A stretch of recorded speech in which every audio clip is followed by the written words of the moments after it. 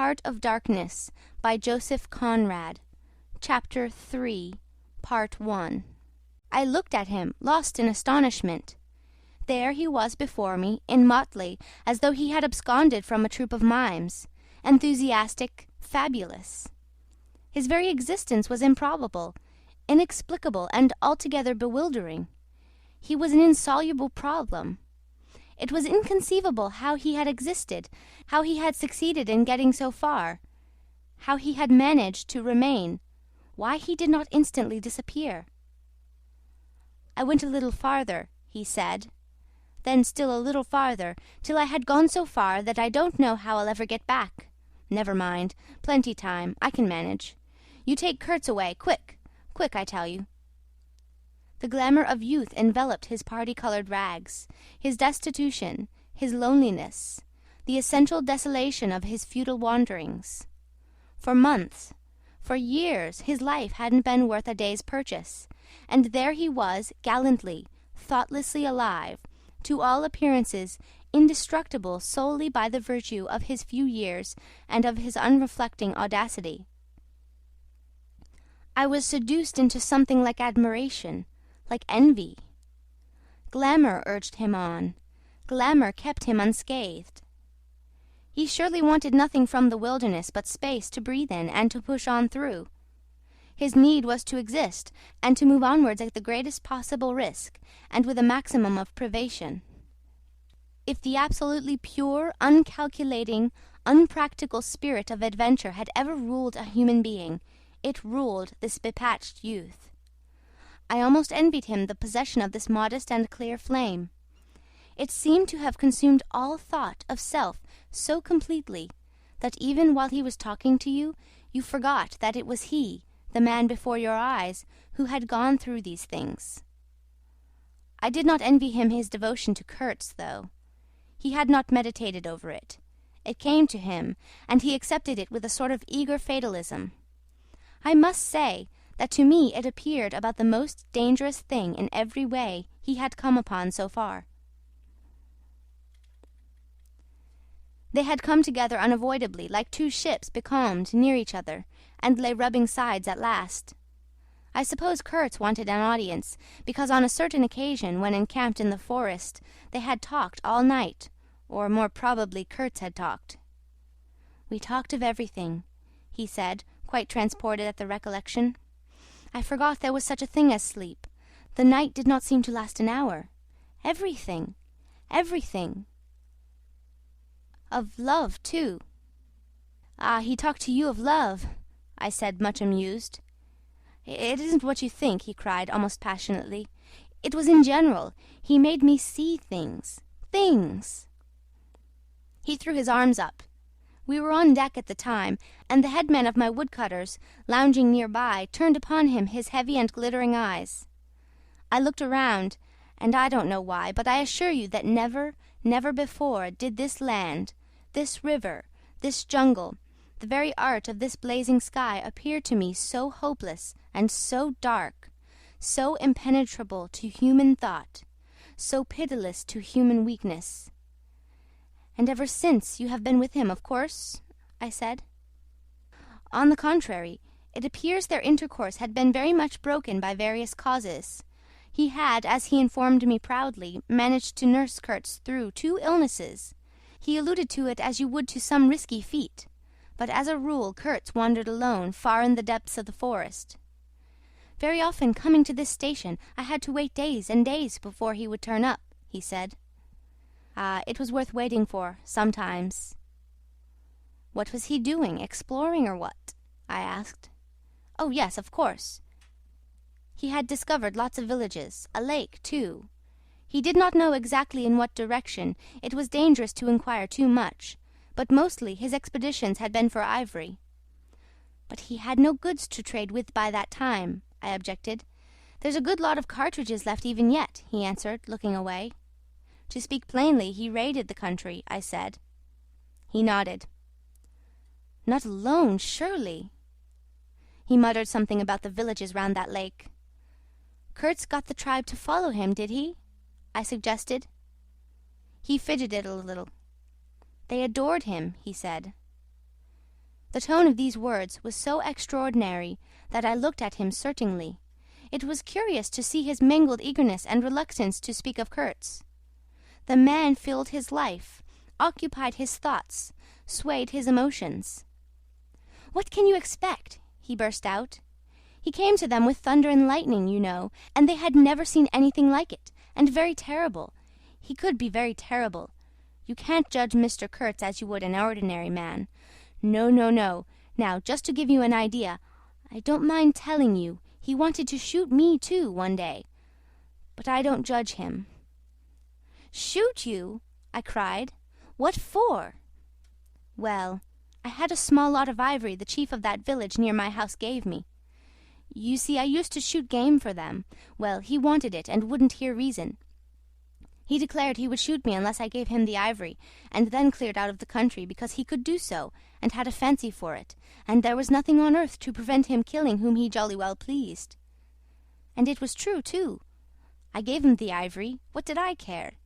But I didn't clear out. No, no. I couldn't leave him. I had to be careful, of course, till we got friendly again for a time. He had his second illness then. Afterwards I had to keep out of the way, but I didn't mind. He was living for the most part in those villages on the lake. When he came down to the river, sometimes he would take to me, and sometimes it was better for me to be careful. This man suffered too much. He hated all this, and somehow he couldn't get away. When I had a chance, I begged him to try and leave while there was time. I offered to go back with him, and he would say yes, and then he would remain, go off on another ivory hunt, disappear for weeks, forget himself amongst these people, forget himself, you know." "Why, he's mad," I said. He protested indignantly. Mr. Kurtz couldn't be mad. If I had heard him talk only 2 days ago, I wouldn't dare hint at such a thing. I had taken up my binoculars while we talked, and was looking at the shore, sweeping the limit of the forest at each side and at the back of the house. The consciousness of there being people in that bush, so silent, so quiet, as silent and quiet as the ruined house on the hill, made me uneasy. There was no sign on the face of nature of this amazing tale that was not so much told as suggested to me in desolate exclamations, completely by shrugs, in uninterrupted phrases, in hints ending in deep sighs. The woods were unmoved, like a mask, heavy like the closed door of a prison. They looked with their air of hidden knowledge, of patient expectation, of unapproachable silence. The Russian was explaining to me that it was only lately that Mr. Kurtz had come down to the river, bringing along with him all the fighting men of that lake tribe. He had been absent for several months, getting himself adored, I suppose, and had come down unexpectedly with the intention to all appearance of making a raid either across the river or downstream. Evidently the appetite for more ivory had got the better of the, what shall I say, less material aspirations. However, he had got much worse suddenly. "I heard he was lying helpless, and so I came up, took my chance," said the Russian. "Oh, he is bad, very bad." I directed my glass to the house. There were no signs of life, but there was the ruined roof, the long mud wall peeping above the grass, with 3 little square window holes, no 2 of the same size. All this brought within reach of my hand, as it were. And then I made a brusque movement, and one of the remaining posts of that vanished fence leapt up in the field of my glass. You remember I told you I had been struck at that distance by certain attempts at ornamentation, rather remarkable in the ruinous aspect of the place. Now I had suddenly the nearer view, and its first result was to make me throw my head back as if before a blow. Then I went carefully from post to post with my glass, and I saw my mistake. These round knobs were not ornamental but symbolic. They were expressive and puzzling, striking and disturbing, food for thought and also for vultures if there be any looking down from the sky, but at all events for such ants as were industrious enough to ascend the pole. They would have been even more impressive, those heads on the stakes, if their faces had not been turned to the house. Only one, the first I had made out, was facing my way. I was not so shocked as you may think. The start back I had given was really nothing but a movement of surprise. I had expected to see a knob of wood there, you know. I returned deliberately to the first I had seen, and there it was, black, dried, sunken, with closed eyelids. A head that seemed to sleep at the top of the pole, and, with the shrunken dry lips showing a narrow white line of the teeth, was smiling too, smiling continuously at some endless and jocose dream of that eternal slumber. I am not disclosing any trade secrets. In fact, the manager said afterwards that Mr. Kurtz's methods had ruined the district. I have no opinion on that point, but I want you clearly to understand that there was nothing exactly profitable in these heads being there. They only showed that Mr. Kurtz lacked restraint in the gratification of his various lusts, that there was something wanting in him, some small matter which, when the pressing need arose, could not be found under his magnificent eloquence. Whether he knew of this deficiency himself, I can't say. I think the knowledge came to him at last, only at the very last.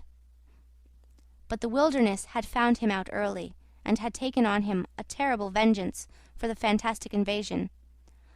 I think it had whispered to him things about himself which he did not know, things of which he had no conception till he took counsel with this great solitude, and the whisper had proved irresistibly fascinating.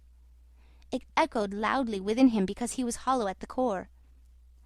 I put down the glass, and the head that had appeared near enough to be spoken to seemed at once to have leapt away from me into inaccessible distance.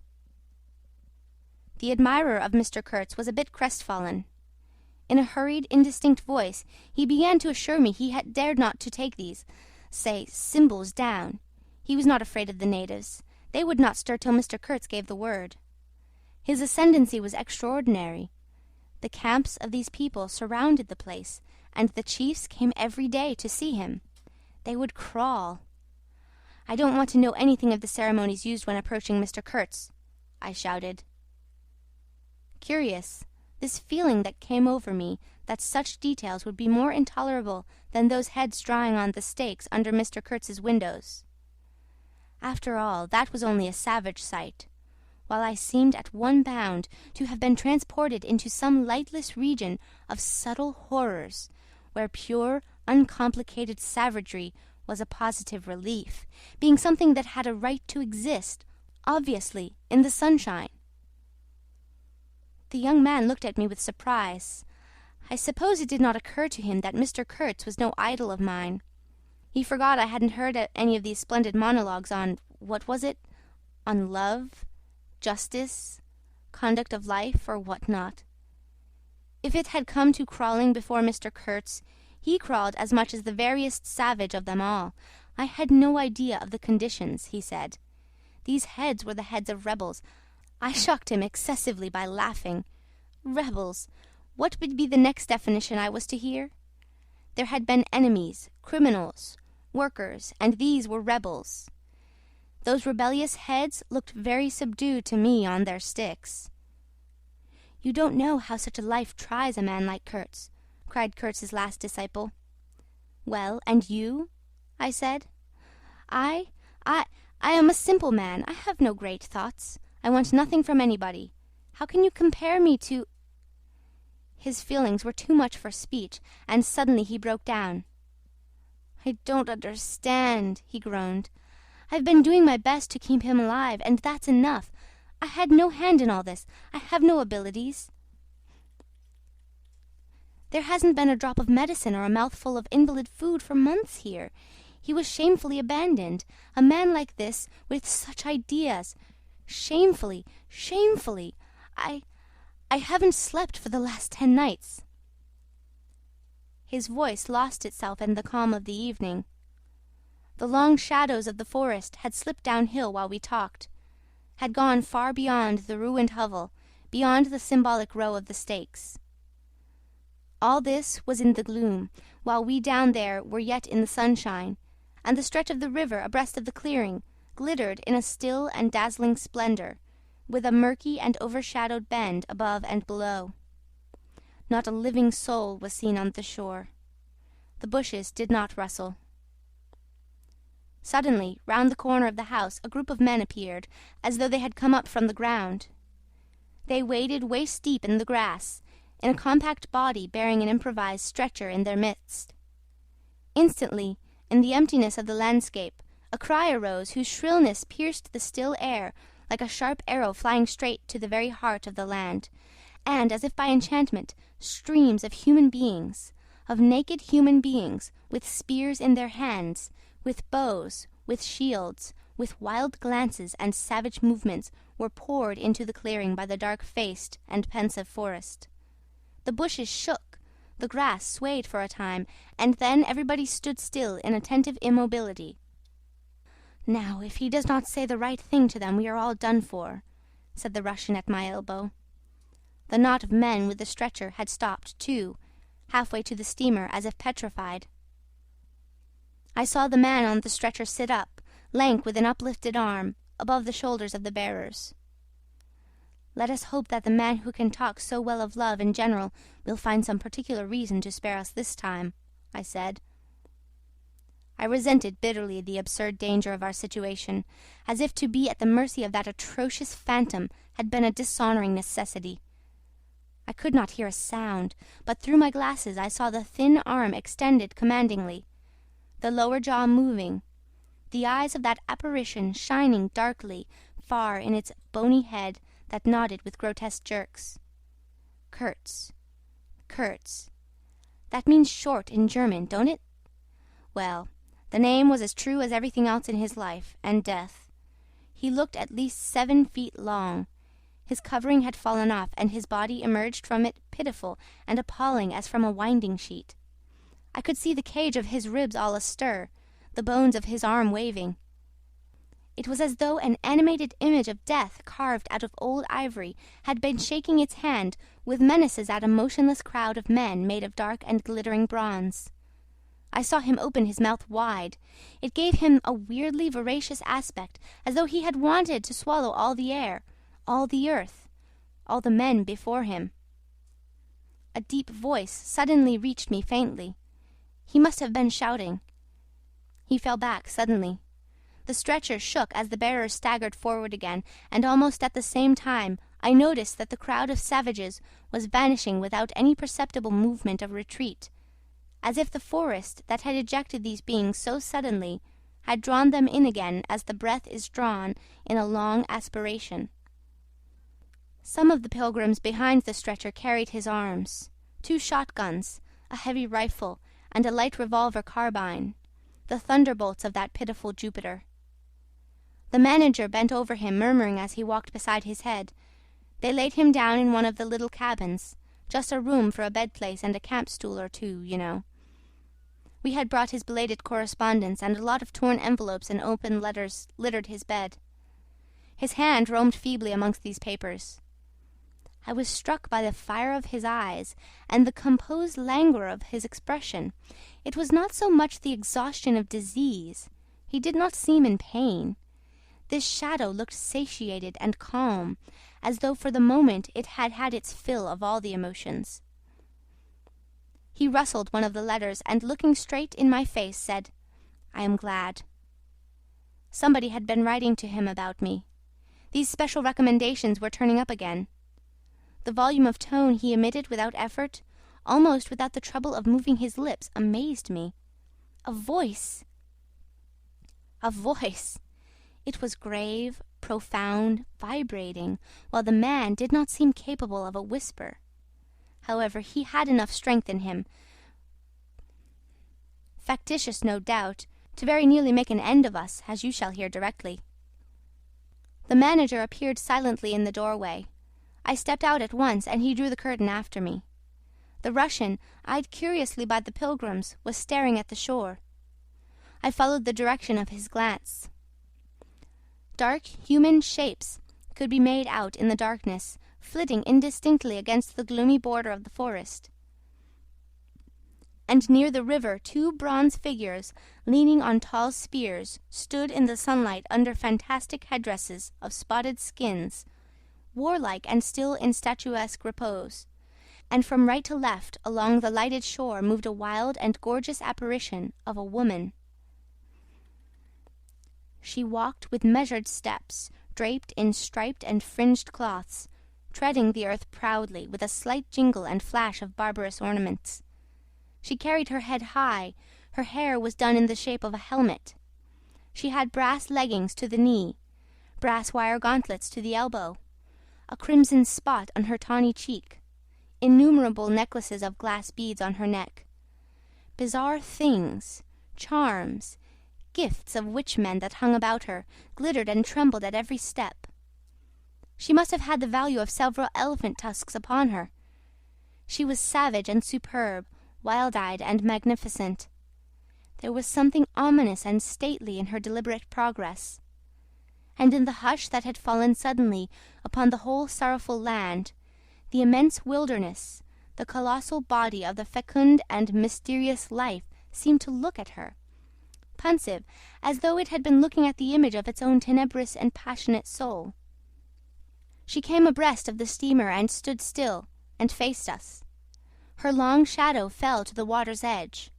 Her face had a tragic and fierce aspect of wild sorrow and of dumb pain mingled with the fear of some struggling, half-shaped resolve. She stood looking at us without a stir, and like the wilderness itself, with an air of brooding over an inscrutable purpose. A whole minute passed, and then she made a step forward. There was a low jingle, a glint of yellow metal, a sway of fringed draperies, and she stopped as if her heart had failed her. The young fellow by my side growled. The pilgrims murmured at my back. She looked at us all as if her life had depended upon the unswerving steadiness of her glance. Suddenly she opened her bared arms and drew them up, rigid above her head, as though in an uncontrollable desire to touch the sky, and at the same time the swift shadows darted out on the earth, swept around on the river, gathering the steamer into a shadowy embrace. A formidable silence hung over the scene. She turned away slowly, walked on, following the bank, and passed into the bushes to the left.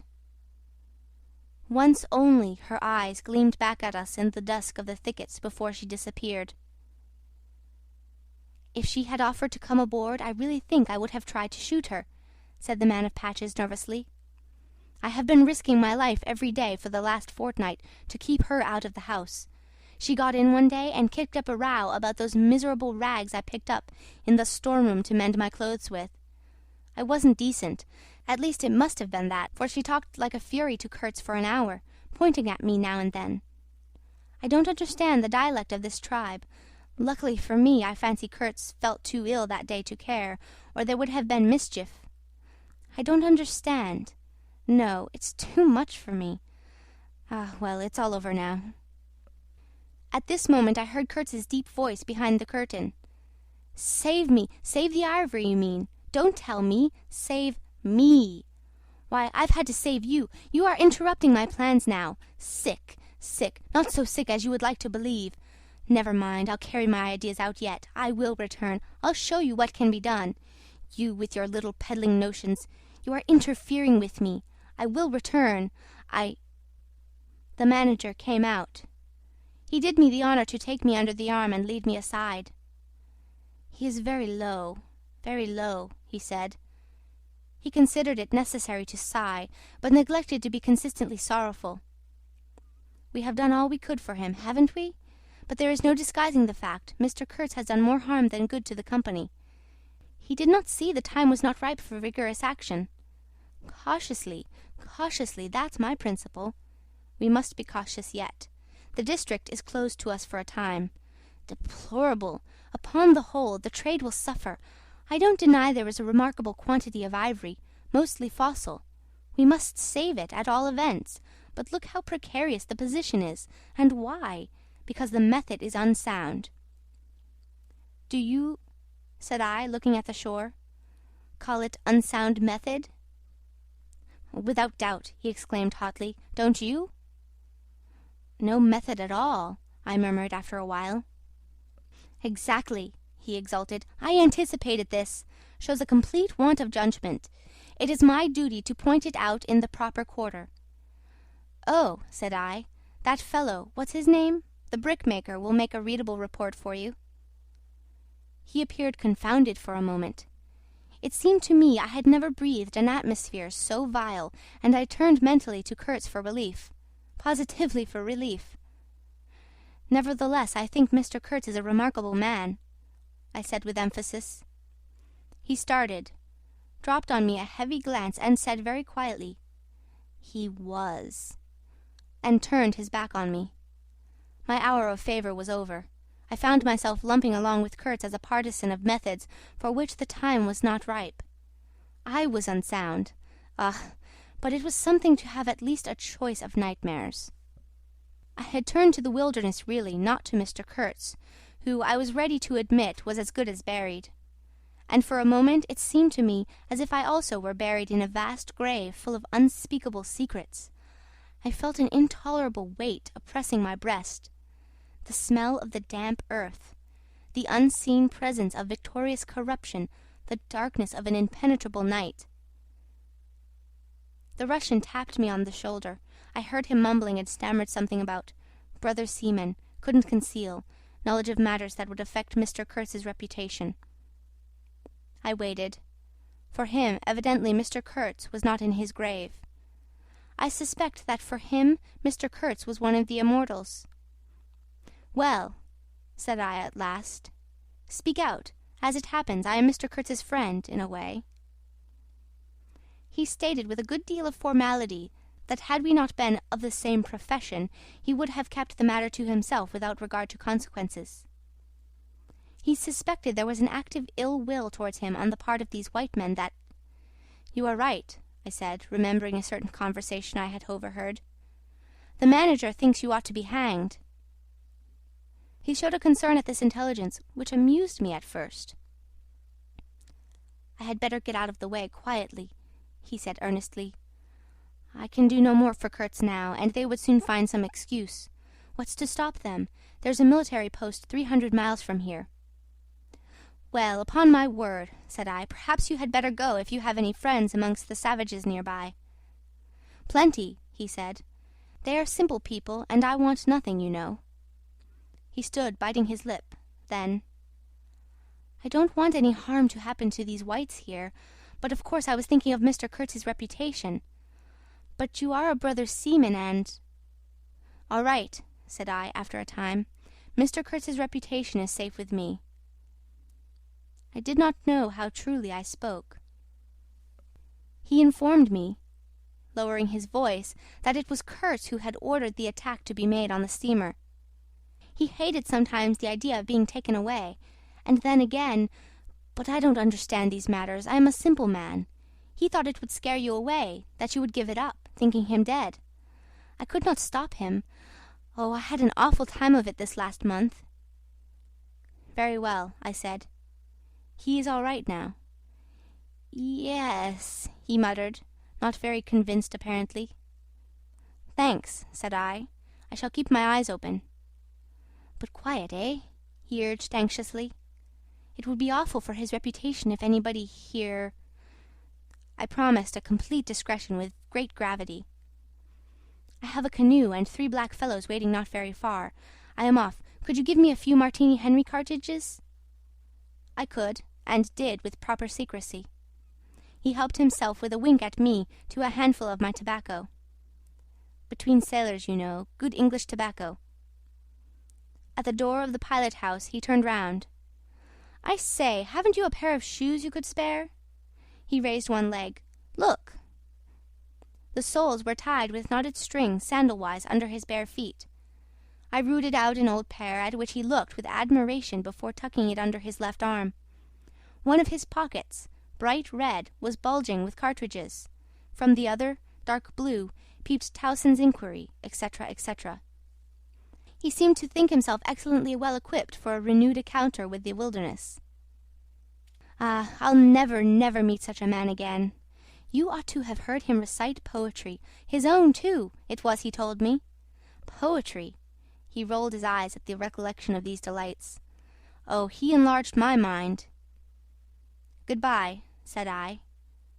He shook hands and vanished in the night. Sometimes I ask myself whether I had ever really seen him, whether it was possible to meet such a phenomenon. Chapter 3, Part 2. When I woke up shortly after midnight, his warning came to my mind with its hint of danger that seemed, in the starred darkness, real enough to make me get up for the purpose of having a look around. On the hill a big fire burned, illuminating fitfully a crooked corner of the station house. One of the agents, with a picket of a few of our blacks, armed for the purpose, was keeping guard over the ivory. But deep within the forest, red gleams that wavered, that seemed to sink and rise from the ground amongst confused, columnar shapes of intense blackness, showed the exact position of the camp where Mr. Kurtz's adorers were keeping their uneasy vigil.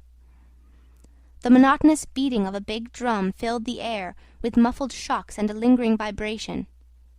A steady droning sound of many men chanting each to himself some weird incantation came out from a hive, and had a strange narcotic effect upon my half-awake senses. I believe I dozed off leaning over the rail, till an abrupt burst of yells, an overwhelming outbreak of a pent-up and mysterious frenzy, woke me up in a bewildered wonder. It was cut short all at once, and the low droning went on with an effect of audible and soothing silence. I glanced casually into the little cabin. A light was burning within, but Mr. Kurtz was not there. I think I would have raised an outcry if I had believed my eyes, but I didn't believe them at first. The thing seemed so impossible. The fact is, I was completely unnerved by a sheer blank fright, pure abstract terror, unconnected with any distinct shape of physical danger. What made this emotion so overpowering was, how shall I define it, the moral shock I received, as if something altogether monstrous, intolerable to thought and odious to the soul, had been thrust upon me unexpectedly. This lasted, of course, the merest fraction of a second, and then the usual sense of commonplace deadly danger, the possibility of a sudden onslaught and massacre, or something of the kind, which I saw impending, was positively welcome and composing. It pacified me, in fact, so much that I did not raise an alarm. There was an agent buttoned up inside an ulster and sleeping on a chair on deck within 3 feet of me. The yells had not awakened him. He snored very slightly. I left him to his slumbers and leapt ashore. I did not betray Mr. Kurtz. It was ordered I should never betray him. It was written I should be loyal to the nightmare of my choice. I was anxious to deal with the shadow by myself, alone, and to this day I don't know why I was so jealous of sharing with anyone the peculiar blackness of that experience. As soon as I got on the bank I saw a trail, a broad trail through the grass. I remember the exultation with which I said to myself, "He can't walk, he is crawling on all fours. I've got him." The grass was wet with dew. I strode rapidly with clenched fists. I fancy I had some vague notion of falling upon him and giving him a drubbing. I don't know. I had some imbecile thoughts. The knitting old woman with the cat obtruded herself upon my memory as a most improper person to be sitting at the other end of such an affair. I saw a row of pilgrims squirting lead in the air out of Winchesters held to the hip. I thought I would never get back to the steamer, and imagined myself living alone and unarmed in the woods to an advanced age. Such silly things, you know. And I remember I confounded the beat of the drum with the beating of my heart, and was pleased at its calm regularity. I kept to the track, though, then stopped to listen. The night was very clear, a dark blue space sparkling with dew and starlight, in which black things stood very still. I thought I could see a kind of motion ahead of me. I was strangely cocksure of everything that night. I actually left the track and ran in a wide semicircle, I verily believe, chuckling to myself, so as to get in front of that stir, of that motion I had seen, if indeed I had seen anything. I was circumventing Kurtz as though it had been a boyish game. I came upon him, and if he had not heard me coming, I would have fallen over him too, but he got up in time. He rose, unsteady, long, pale, indistinct, like a vapour exhaled by the earth, and swayed slightly, misty and silent before me, while at my back the fires loomed between the trees, and the murmur of many voices issued from the forest. I had cut him off cleverly, but when actually confronting him, I seemed to come to my senses. I saw the danger in its right proportion. It was by no means over yet. Suppose he began to shout? Though he could hardly stand, there was still plenty of vigour in his voice.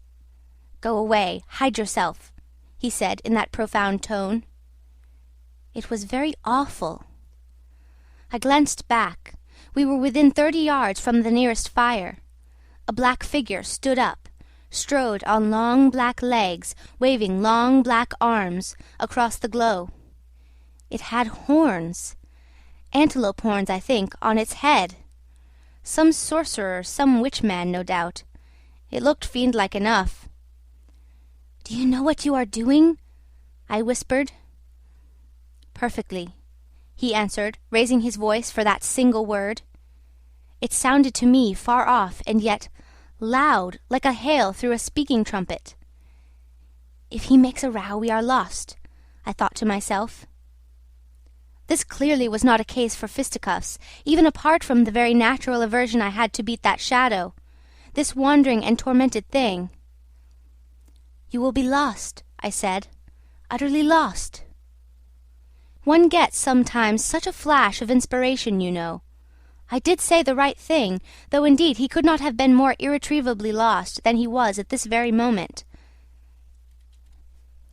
when the foundations of our intimacy were being laid, to endure, even to the end, even beyond. "I had immense plans," he muttered irresolutely. "Yes," said I, "but if you try to shout, I'll smash your head with—" There was not a stick or a stone near. "I will throttle you for good," I corrected myself. "I was on the threshold of great things," he pleaded, in a voice of longing, with a wistfulness of tone that made my blood run cold. "And now for this stupid scoundrel—" "Your success in Europe is assured in any case," I affirmed steadily. I did not want to have the throttling of him, you understand, and indeed it would have been very little use for any practical purpose. I tried to break the spell, the heavy, mute spell of the wilderness, that seemed to draw him to its pitiless breast by the awakening of forgotten and brutal instincts, by the memory of gratified and monstrous passions. This alone, I was convinced, had driven him out to the edge of the forest, to the bush, towards the gleam of fires, the throb of drums, the drone of weird incantations. This alone had beguiled his unlawful soul beyond the bounds of permitted aspirations. And don't you see, the terror of the position was not in being knocked on the head, although I had a very lively sense of that danger too, but in this, that I had to deal with a being to whom I could not appeal in the name of anything high or low.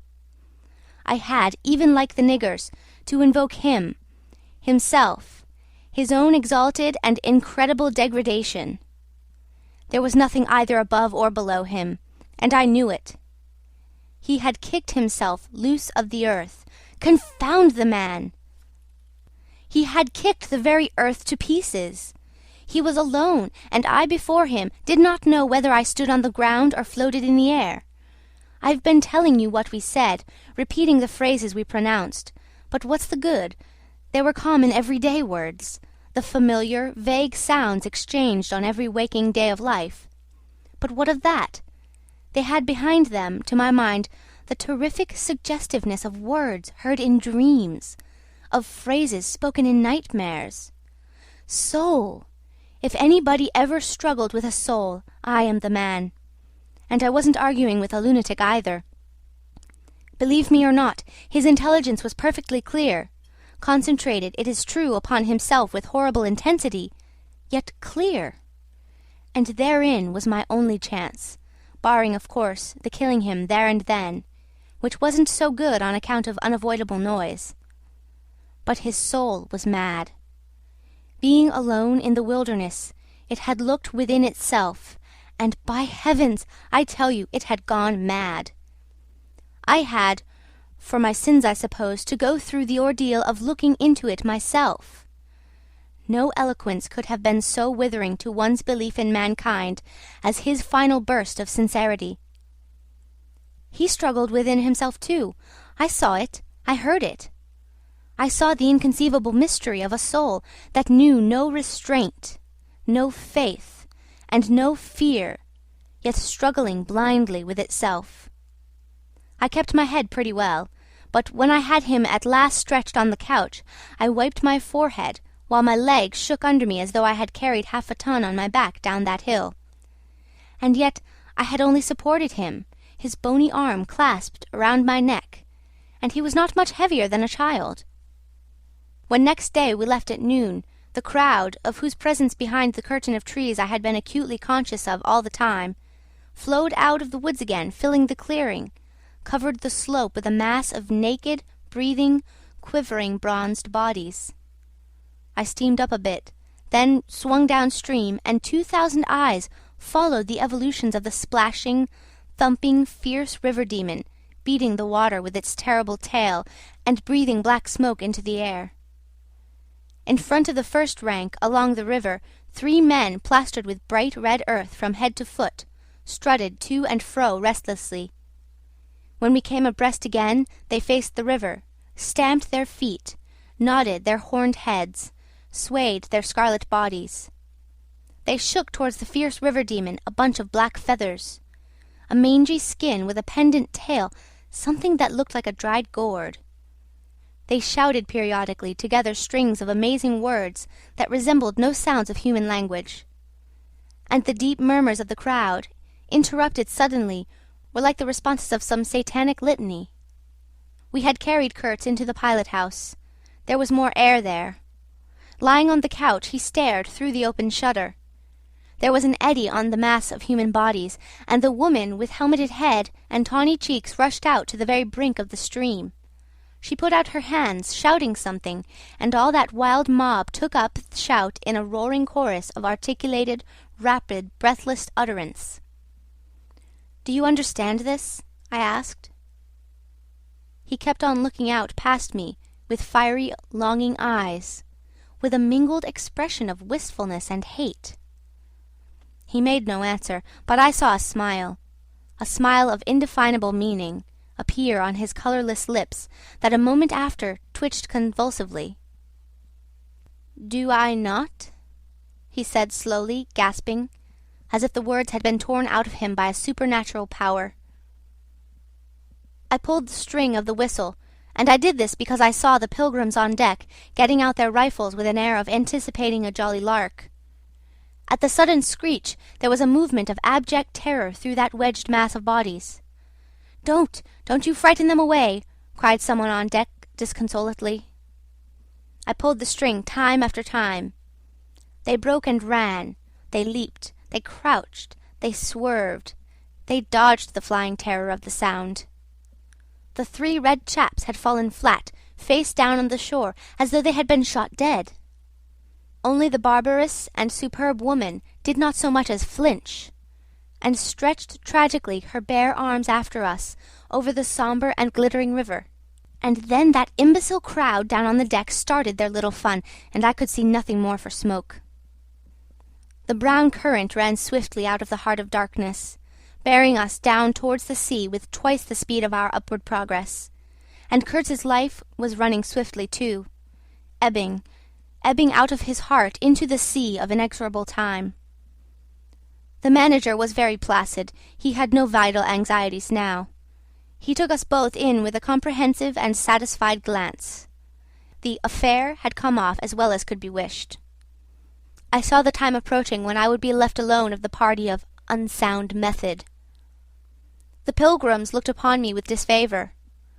I was, so to speak, numbered with the dead.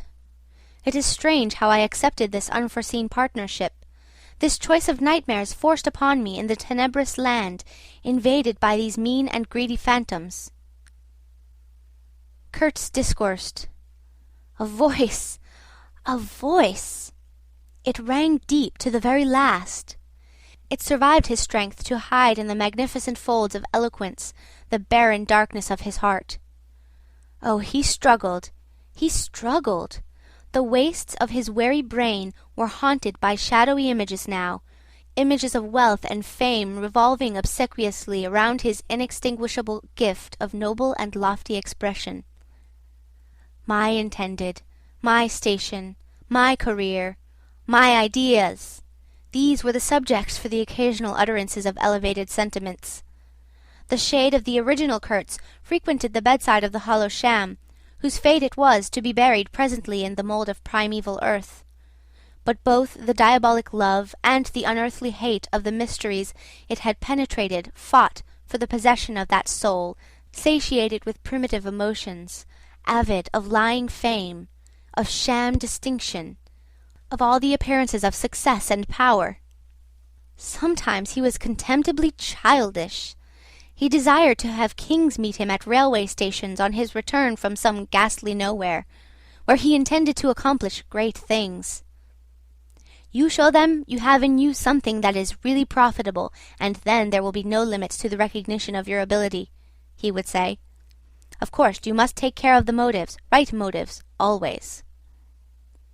The long reaches that were like one and the same reach, monotonous bends that were exactly alike, slipped past the steamer with their multitude of secular trees, looking patiently after this grimy fragment of another world, the forerunner of change, of conquest, of trade, of massacres, of blessings. I looked ahead, piloting. "Close the shutter," said Kurtz suddenly one day. "I can't bear to look at this." I did so. There was a silence. "Oh, but I will wring your heart yet," he cried at the invisible wilderness. We broke down, as I had expected, and had to lie up for repairs at the head of an island. This delay was the first thing that shook Kurtz's confidence. One morning he gave me a packet of papers and a photograph, the lot tied together with a shoestring. "Keep this for me," he said. "This noxious fool," meaning the manager, "is capable of prying into my boxes when I am not looking." In the afternoon I saw him. He was lying on his back with closed eyes, and I withdrew quickly, but I heard him mutter, "Live rightly, die, die." I listened. There was nothing more. Was he rehearsing some speech in his sleep, or was it a fragment of a phrase from some newspaper article? He had been writing for the papers and meant to do so again. For the furthering of my ideas, it's a duty. His was an impenetrable darkness. I looked at him as you peer down a man who is lying at the bottom of a precipice where the sun never shines. But I had not much time to give him, because I was helping the engine-driver to take to pieces the leaky cylinders, to straighten a bent connecting rod, and in other such matters. I lived in an infernal mess of rust, filings, nuts, bolts, spanners, hammers, ratchet drills, things I abominate because I don't get on with them. I tended the little fort we fortunately had aboard.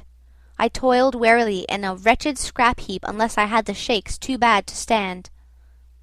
One evening, coming in with a candle, I was startled to hear him say a little tremulously, "I am lying here in the dark waiting for death." The light was within a foot of his eyes. I forced myself to murmur, "Oh, nonsense," and stood over him as if transfixed.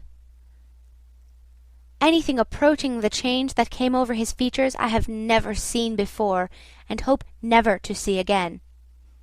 Oh, I wasn't touched. I was fascinated. It was as though a veil had been rent. I saw on that ivory face the expression of sombre pride, of ruthless power, of craven terror, of an intense and hopeless despair. Did he live his life again in every detail of desire, temptation, and surrender during that supreme moment of complete knowledge? He cried in a whisper at some image, at some vision. He cried out twice, a cry that was no more than a breath. "The horror! The horror!" I blew the candle out and left the cabin. The pilgrims were dining in the mess-room, and I took my place opposite the manager, who lifted his eyes to give me a questioning glance, which I successfully ignored.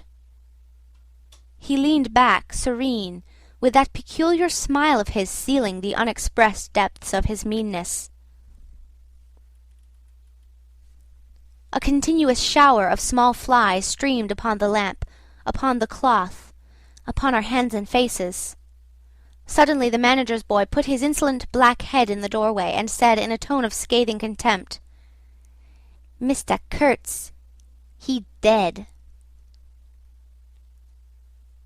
All the pilgrims rushed out to see.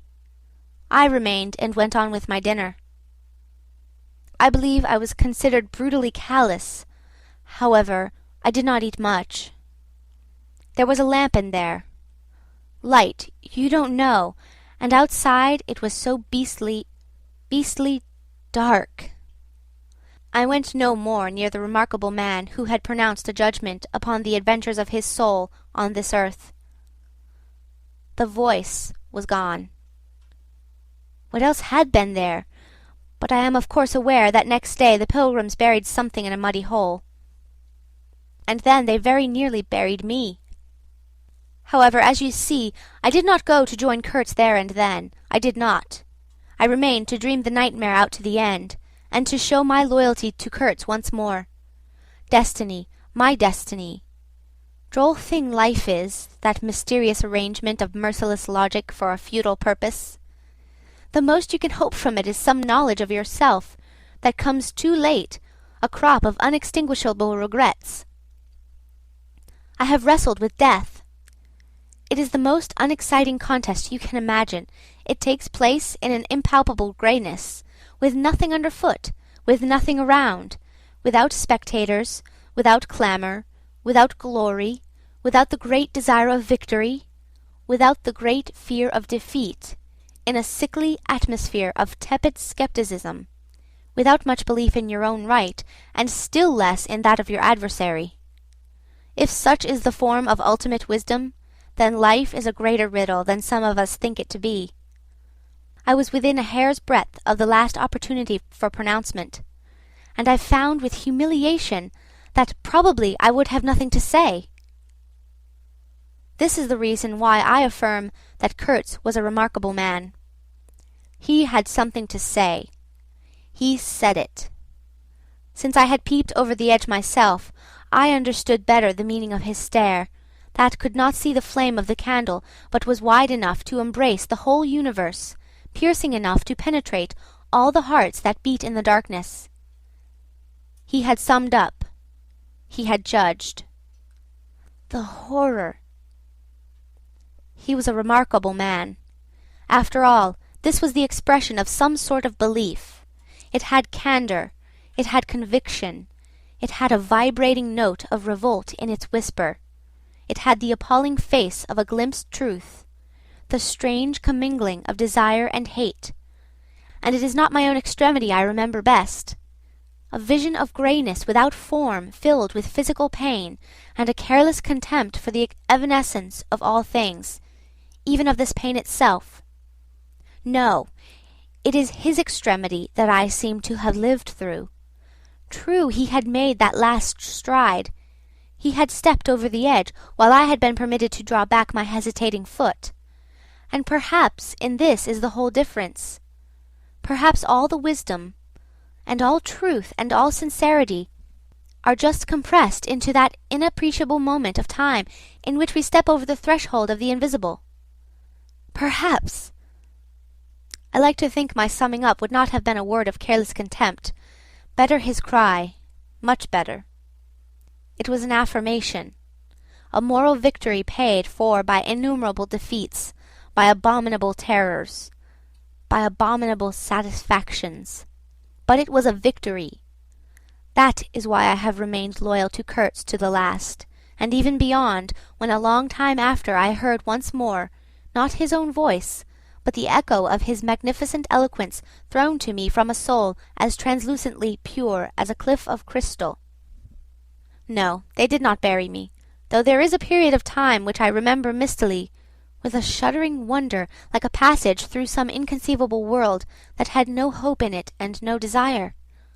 I found myself back in the sepulchral city, resenting the sight of people hurrying through the streets to filch a little money from each other, to devour their infamous cookery, to gulp their unwholesome beer, to dream their insignificant and silly dreams. They trespassed upon my thoughts. They were intruders whose knowledge of life was to me an irritating pretence, because I felt so sure they could not possibly know the things I knew. Their bearing, which was simply the bearing of commonplace individuals, going about their business in the assurance of perfect safety, was offensive to me like the outrageous flauntings of folly in the face of a danger it is unable to comprehend. I had no particular desire to enlighten them, but I had some difficulty in restraining myself from laughing in their faces, so full of stupid importance. I dare say I was not very well at that time. I tottered about the streets. There were various affairs to settle, grinning bitterly at perfectly respectable persons. I admit my behaviour was inexcusable, but then my temperature was seldom normal in these days. My dear aunt's endeavours to nurse up my strength seemed altogether beside the mark. It was not my strength that wanted nursing.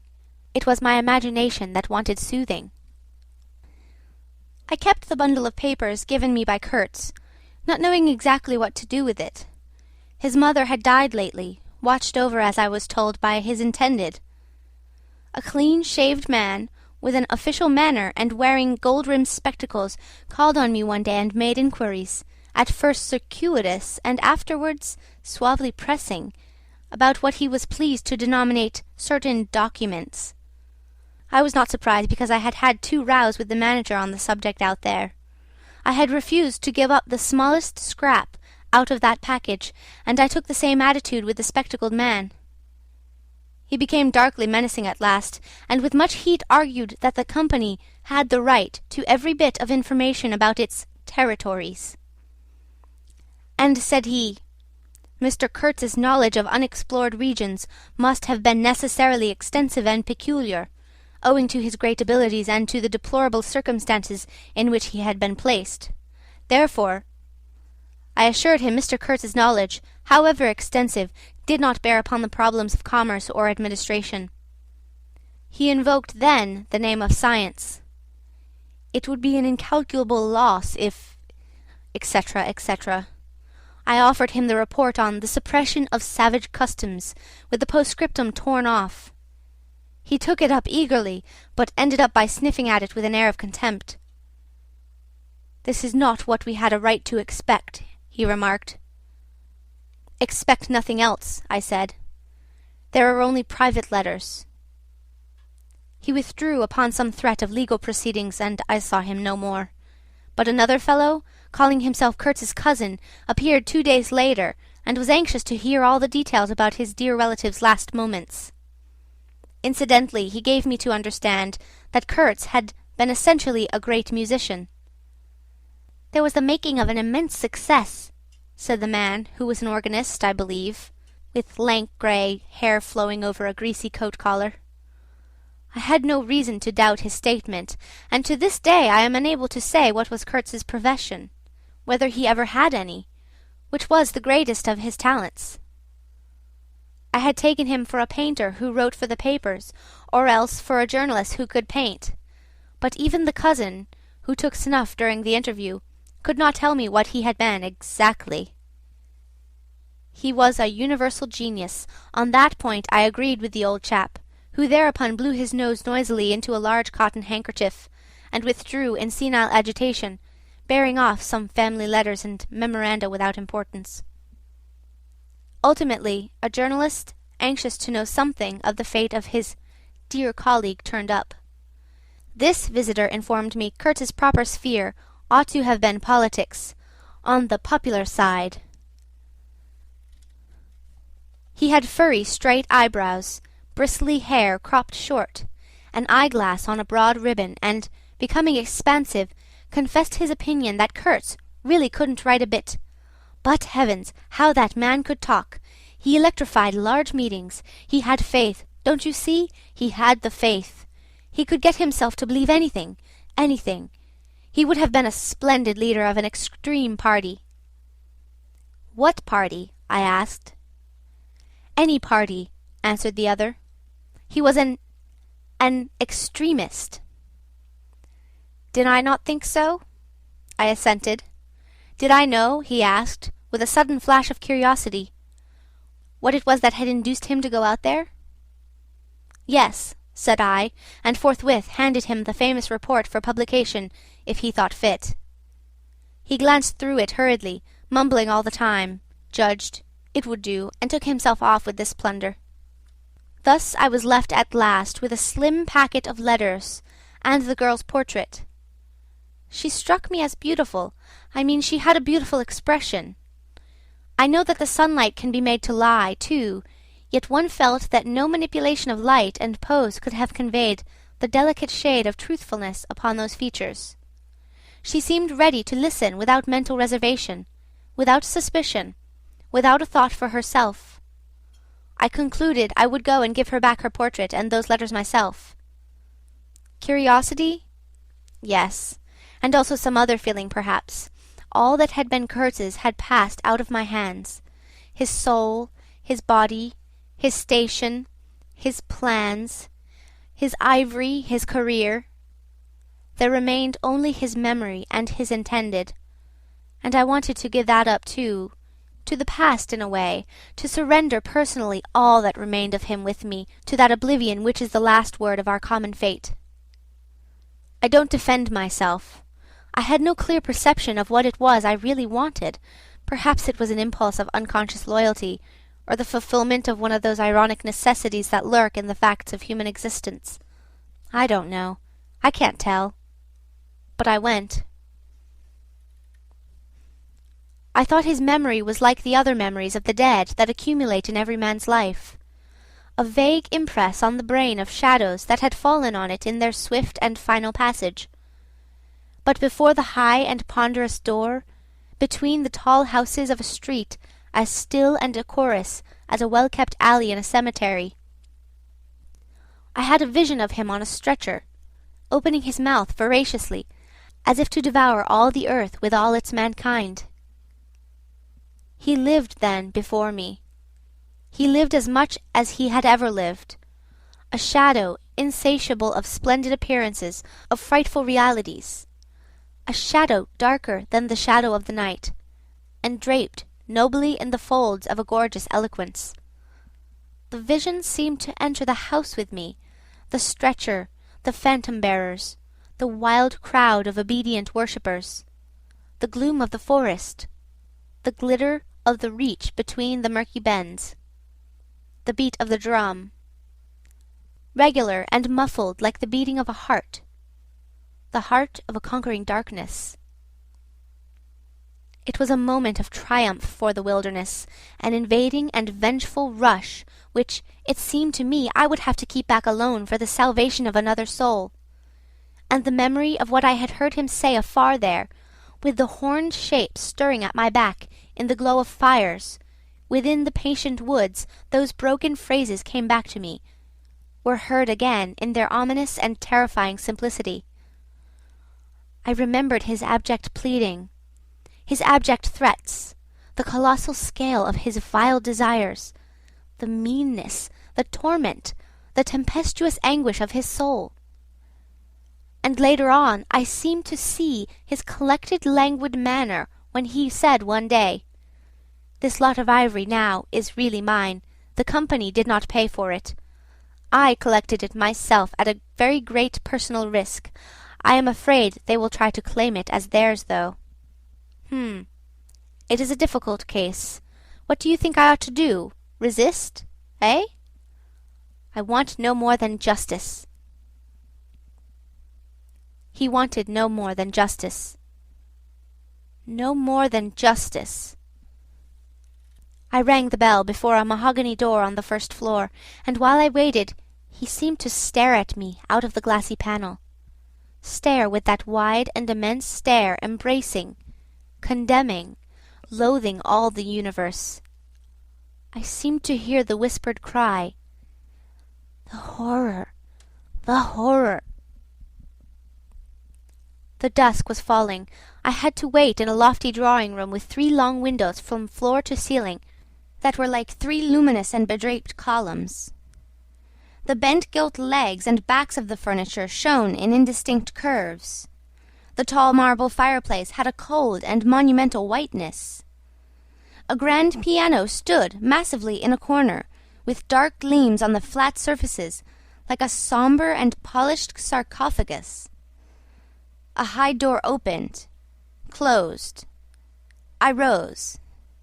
She came forward, all in black, with a pale head, floating towards me in the dusk. She was in mourning. It was more than a year since his death, more than a year since the news came. She seemed as though she would remember and mourn forever. She took both my hands in hers and murmured, "I had heard you were coming." I noticed she was not very young, not girlish. She had a mature capacity for fidelity, for belief, for suffering. The room seemed to have grown darker, as if all the sad light of the cloudy evening had taken refuge on her forehead. This fair hair, this pale visage, this pure brow seemed surrounded by an ashy halo from which the dark eyes looked out at me. Their glance was guileless, profound, confident, and trustful. She carried her sorrowful head as though she were proud of that sorrow, as though she would say, I alone know how to mourn for him as he deserves." But while we were still shaking hands, such a look of awful desolation came upon her face that I perceived she was one of those creatures that are not the playthings of time. For her, he had died only yesterday, and by Jove, the impression was so powerful that for me too, he seemed to have died only yesterday, nay, this very minute. I saw her and him in the same instant of time. His death and her sorrow. I saw her sorrow in the very moment of his death. Do you understand? I saw them together. I heard them together. She had said, with a deep catch of the breath, "I have survived," while my strained ears seemed to hear distinctly, mingled with her tone of despairing regret, the summing up whisper of his eternal condemnation. I asked myself what I was doing there, with a sensation of panic in my heart, as though I had blundered into a place of cruel and absurd mysteries, not fit for a human being to behold.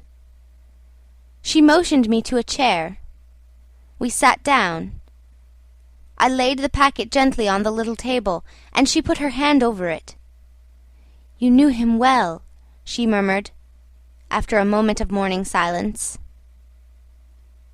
"Intimacy grows quickly out there," I said. "I knew him as well as it is possible for one man to know another." "And you admired him," she said. "It was impossible to know him and not to admire him, was it?"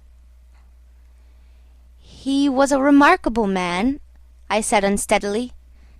Then, before the appealing fixity of her gaze, that seemed to watch for more words on my lips, I went on. "It was impossible not to." "Love him," she finished eagerly, silencing me into an appalled dumbness. "How true, how true!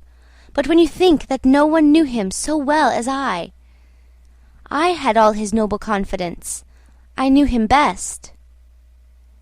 "You knew him best," I repeated. And perhaps she did.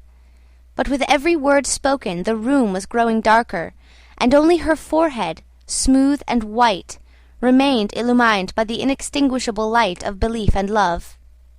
"You were his friend," she went on. "His friend," she repeated a little louder. "You must have been if he had given you this and sent you to me. I feel I can speak to you, and oh, I must speak. I want you who have heard his last words, to know I have been worthy of him. It is not pride. Yes, I am proud to know I understood him better than anyone on earth. He told me so himself.